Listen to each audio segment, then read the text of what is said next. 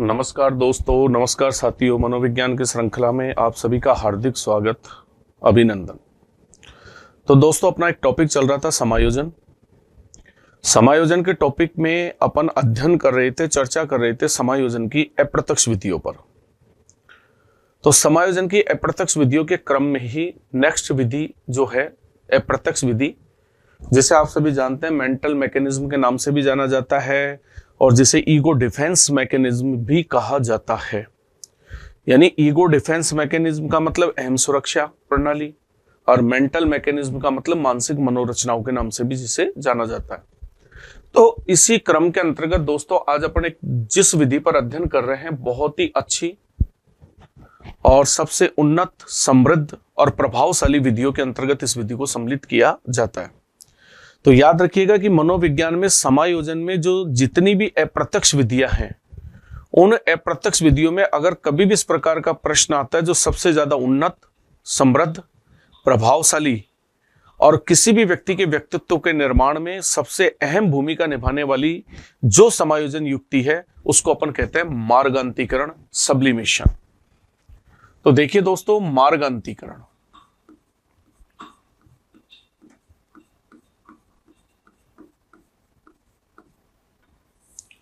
जिसका दूसरा नाम है शोधन और जिसका तीसरा नाम है उदात्तीकरण,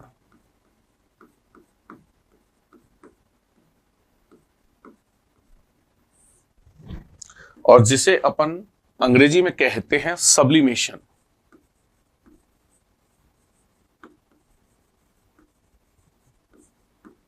सब्लिमेशन। तो आइए, सब्लिमेशन क्या है और सब्लिमेशन की हमारे जीवन में क्या भूमिका है। तो देखिए दोस्तों, सब्लिमेशन के बारे में सिगमंड फ्रायड कहता है कि जन्मजात, प्राकृतिक,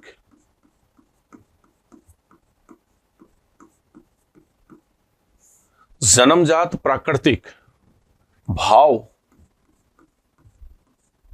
संवेग एवं इच्छाओं, भाव, संवेग एवं इच्छाओं के मार्ग को बदलकर,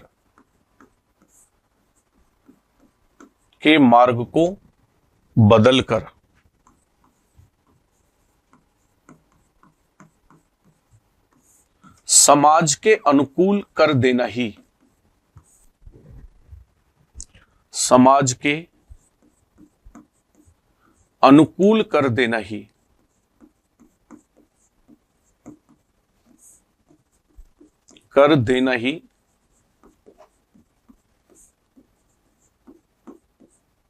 मार्गांतीकरण कहलाता है।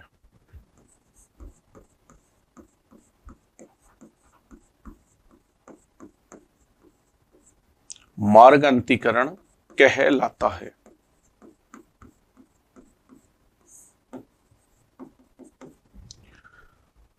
तो मार्गांतीकरण को परिभाषित करते हुए सिगमंड फ्रायड ने क्या कहा दोस्तों, कि जन्मजात प्राकृतिक भाव, संवेग और इच्छाओं के मार्ग को बदलना। यानी जन्मजात का मतलब है जो जन्म से हमारे अंदर विद्यमान है, और जन्म से हमारे अंदर क्या विद्यमान है? जैविक इच्छाओं, अनैतिक इच्छाएं।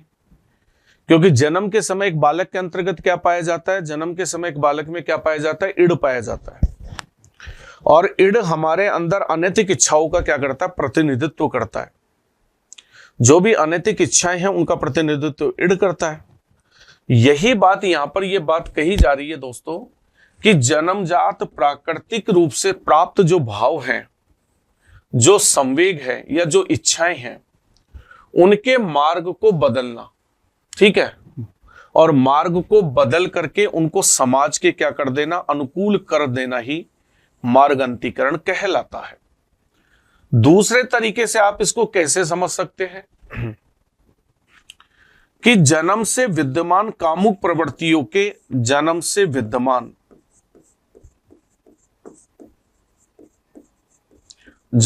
विद्यमान कामुक प्रवृत्तियों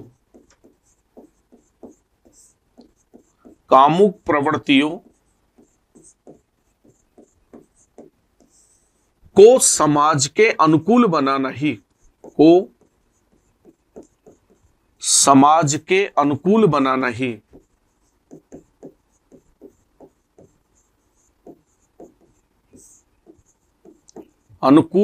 ही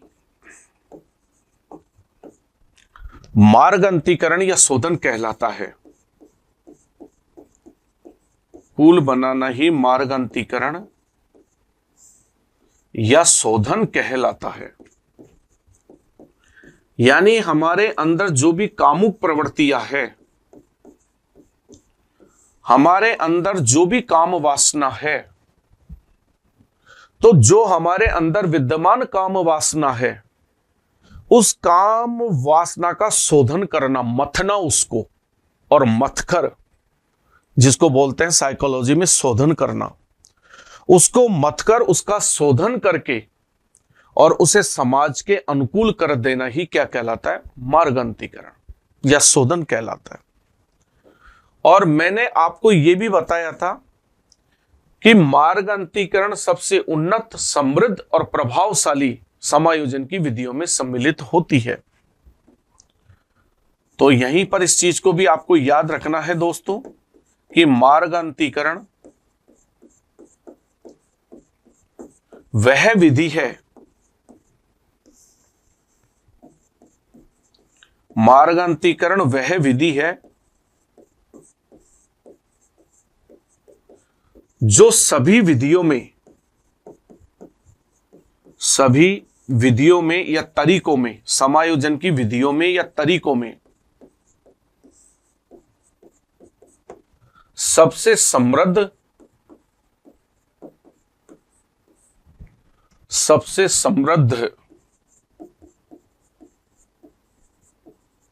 उन्नत एवं प्रभावशाली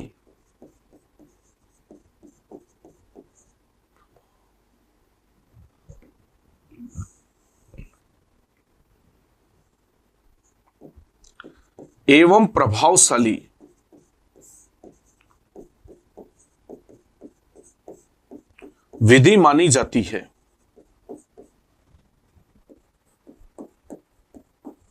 सबसे प्रभावशाली विधि मानी जाती है। तो इसी चीज को दोस्तों आपको याद रखना है कि मार्गांतरीकरण जो है वो जितनी भी समायोजन की विधियां है, उन सभी समायोजन की विधियों में सबसे ज्यादा समृद्ध मानी जाती है, सबसे ज्यादा प्रभावशाली मानी जाती है, और सबसे ज्यादा उन्नत विधियों के अंतर्गत ये विधि क्या होती है? सम्मिलित होती है। इसको सभी विधियों में सबसे ज्यादा समृद्ध, उन्नत और प्रभावशाली क्यों माना जाता है? क्योंकि यह हमारी अनैतिक इच्छाओं को, असामाजिक इच्छाओं को समाज के अनुकूल बनाने का क्या करती है? कार्य करती है। जितनी भी असामाजिक इच्छाएं हैं उन्हें समाज के अनुकूल ढालने में इस विधि का सर्वाधिक महत्वपूर्ण योगदान होता है।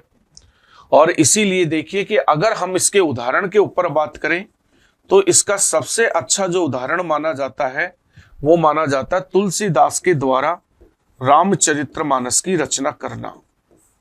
तुलसीदास के द्वारा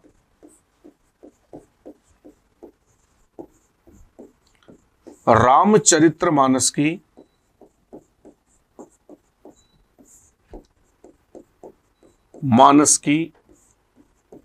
रचना करना।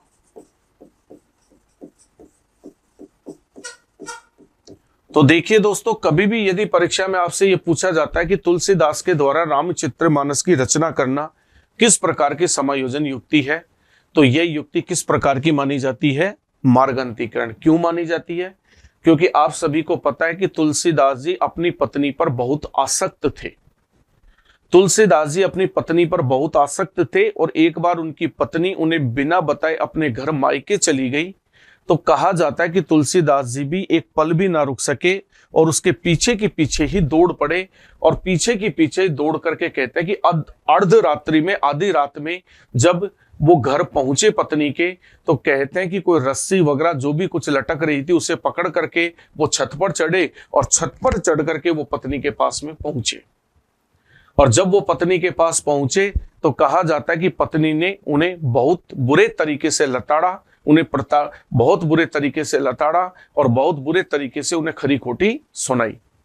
और आप सभी को पता है कि उसने क्या कहा। उसने कहा कि लाज नावत आपको दौरे आए हूं साथ, दिक दिक ऐसे प्रेम को कहां बसऊं मैं नाथ, अस्ति चर्म में दे हमम तामे ऐसी प्रीति, तैसी जो श्री राम में होती न भवो बीती। कि हे मूर्ख, इस हाड़ मास के शरीर में जो तेरा प्यार है, जो तेरा प्रेम है, जो तेरी वासना है, अगर यही वासना यहां से हटकर के भगवान श्री राम के चरणों में लग गई होती तो तेरा उद्धार हो गया होता। और कहते हैं कि उसी समय तुलसीदास जी ने अपनी पत्नी के ऊपर जो वासना रूपी जो लगाव था उसके मार्ग को क्या कर दिया, बदल दिया। और पत्नी पर जो वासना रूपी लगाव था उसके मार्ग को बदल करके उसे भगवान श्री राम की भक्ति में लगा दिया। और उसी भक्ति का परिणाम क्या हुआ कि आगे चल करके तुलसीदास जी ने रामचरितमानस की क्या करी दोस्तों, रचना करी। तो कभी भी पूछा जाए कि तुलसीदास के द्वारा रामचरितमानस की रचना करना क्या है, तो ये एक मार्गांतरीकरण है, शोधन है। नंबर 2 पर बात करें तो कह सकते हैं हम दांते कवि के द्वारा श्रृंगार रस की कविताएं लिखना, श्रृंगार रस की कविताएं लिखना। और ये भी आप बखूबी जानते हैं कि जो दांते कवि थे, वो दांते कवि भी जो है पेरिस की राजकुमारी से कहा जाता है प्रेम करते थे और उसी की यादों में श्रृंगार रस की कविताएं बनाया करते थे। और आगे चलते चलते उनकी इच्छाओं का इस प्रकार से सब्लिमेशन हो गया, मत गई, शोधन हो गया कि आगे चल करके वो श्रृंगार रस के बहुत बड़े कवि बन गए। आगे जैसे अपन कह सकते हैं दोस्तों कि किसी भी घर के लड़ाकू बालक को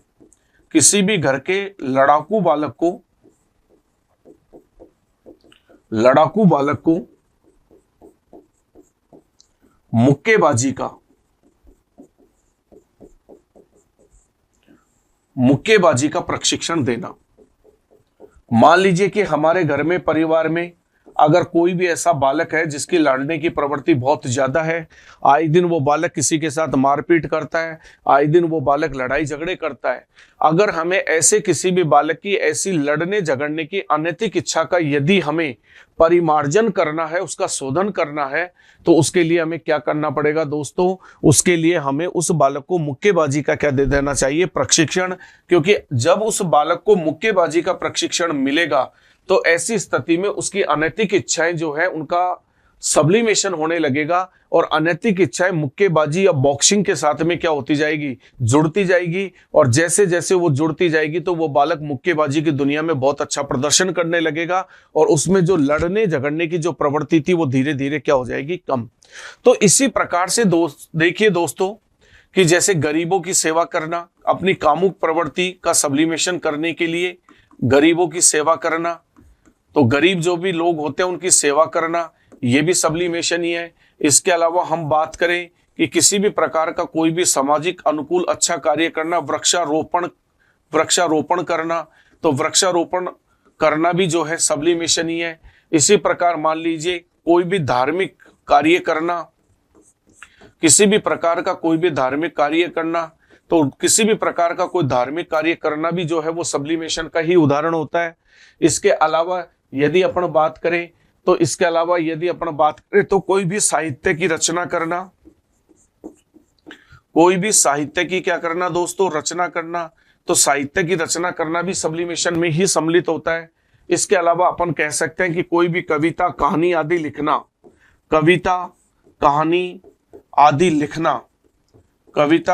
आदि लिखना, ये भी सभी कुछ जो है ये सब्लिमेशन का परिणाम है। तो इन सब कार्यों के द्वारा व्यक्ति क्या करता है दोस्तों, इन सभी कार्यों के द्वारा व्यक्ति जो है अपनी जितनी भी अनैतिक इच्छाएं होती है, असामाजिक इच्छाएं होती है, उन सभी अनैतिक और असामाजिक इच्छाओं का क्या करता है, सब्लिमेशन करता है, और सब्लिमेशन करके अपनी अनैतिक इच्छाओं को क्या करता है, अनैतिक इच्छाओं को जो है समाज के अनुकूल बनाने का कार्य करता है। तो इसी को जो है सब्लिमेशन या शोधन कहा जाता है। अब चलते हैं दोस्तों अगली समायोजन की विधि की ओर। अगली समायोजन की अपनी विधि है जिसको कहते हैं अंतःक्षेपण। अंतःक्षेपण,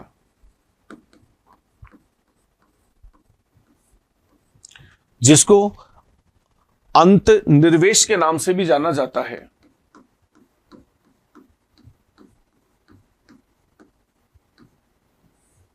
और जिसे इंग्लिश के अंतर्गत कहा जाता है दोस्तों इंट्रोजेक्शन।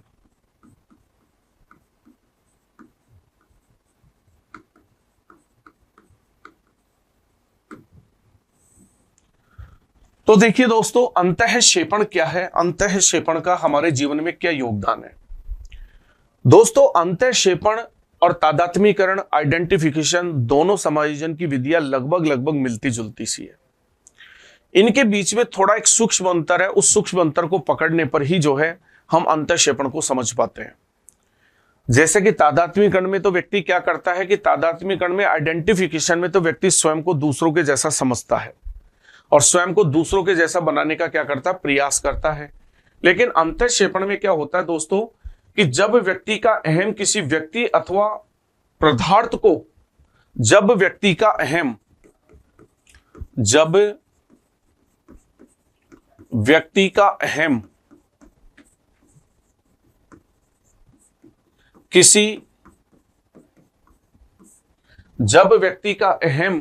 किसी व्यक्ति अथवा पदार्थ को, किसी व्यक्ति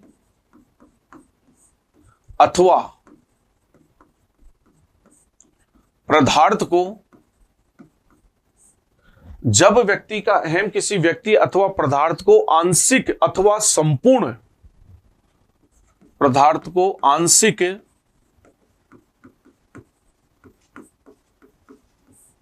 अथवा संपूर्ण, तो देखिए दोस्तों, जब व्यक्ति का अहम किसी व्यक्ति या पदार्थ को आंशिक अथवा संपूर्ण रूप से अपना अंग समझने लगता है, संपूर्ण रूप से अपना अंग समझने लगता है, अपना अंग समझने लगता है,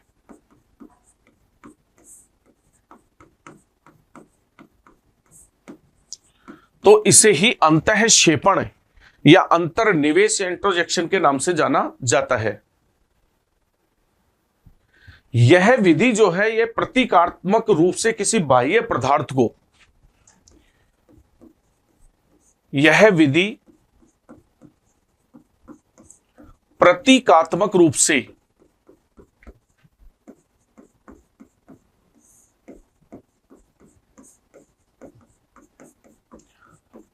किसी बाह्य पदार्थ को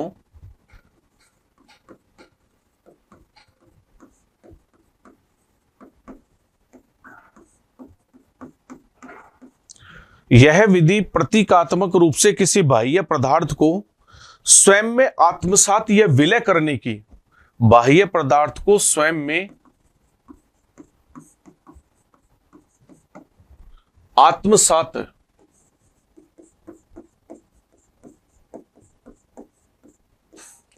या विलय करने की,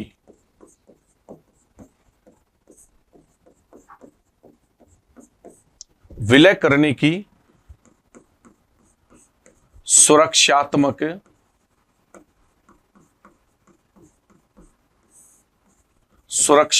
युक्ति है। सुरक्षात्मक क्या है, युक्ति है। यह क्रिया अचेतन रूप से संपादित होती है। यह भी आपको ध्यान रखना है कि यह क्रिया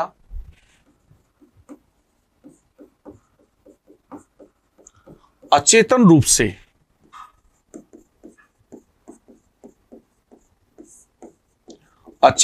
से संपादित होती है।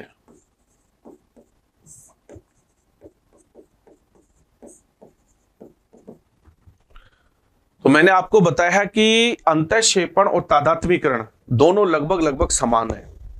केवल अंतर इतना है कि तादात्म्य में व्यक्ति दूसरे व्यक्ति के समान बनना चाहता है और अंतःक्षेपण में व्यक्ति उसे दूसरे व्यक्ति को स्वयं का ही अंग समझने लगता है। तो ये चीज आपको विशेष रूप से इसके अंतर्गत याद रखनी है, ध्यान रखनी है कि तादात्म्यकरण में व्यक्ति स्वयं को दूसरे का जैसा समझने लगता है या स्वयं को दूसरे के समान बनाना चाहता है।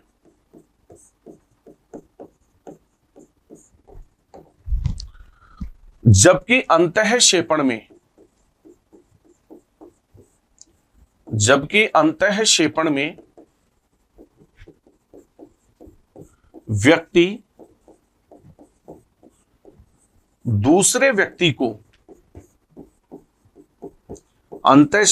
व्यक्ति दूसरे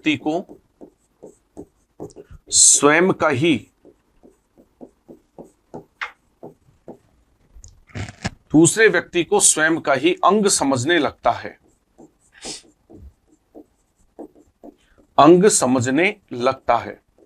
तो इस चीज पर आपको विशेष रूप से ध्यान रखना है ताकि किसी भी प्रकार से जो है किसी भी प्रश्न के गलत होने की संभावना ना हो। तादात्म्यकरण और अंतःक्षेपण के बीच में यह अंतर करना बहुत जरूरी है दोस्तों, और इसी चीज को समझने की बहुत सबसे ज्यादा आवश्यकता है कि तादात्म्यकरण में व्यक्ति स्वयं को दूसरे के समान बनाना चाहता है, जबकि अंतःक्षेपण में व्यक्ति दूसरे व्यक्ति को स्वयं का ही क्या समझने लग जाता है, स्वयं का ही अंग समझने लग जाता है। तो जैसे कि अपन इसके लिए क्या उदाहरण दे सकते हैं कि जैसे आपने पढ़ा होगा कि कहते हैं कि अहम ब्रह्मास्मि, कि मैं स्वयं ही ब्रह्म हूं, अहम ब्रह्मास्मि।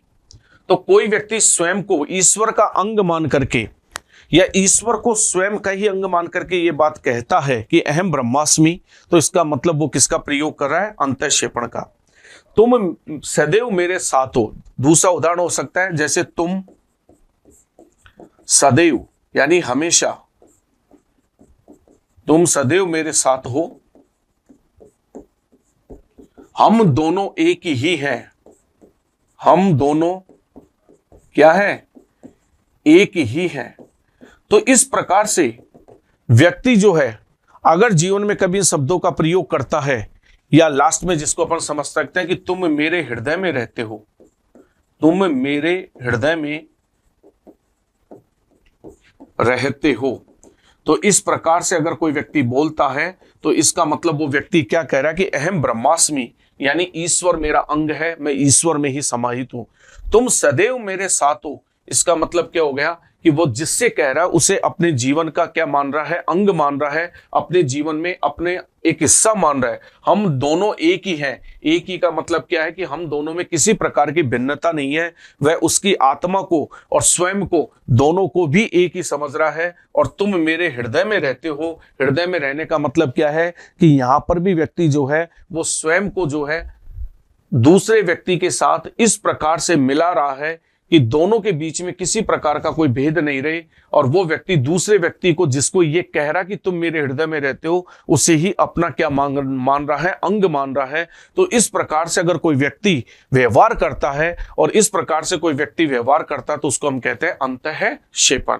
चलिए दोस्तों, आज की क्लास में इतना ही, ठीक है। अगली कक्षा के अंतर्गत नेक्स्ट अपन समायोजन की अन्य युक्तियों पर विचार करेंगे, ठीक है, चर्चा करेंगे। तो धन्यवाद, खुश रहिए, आबाद रहिए, मुस्कुराते रहिए।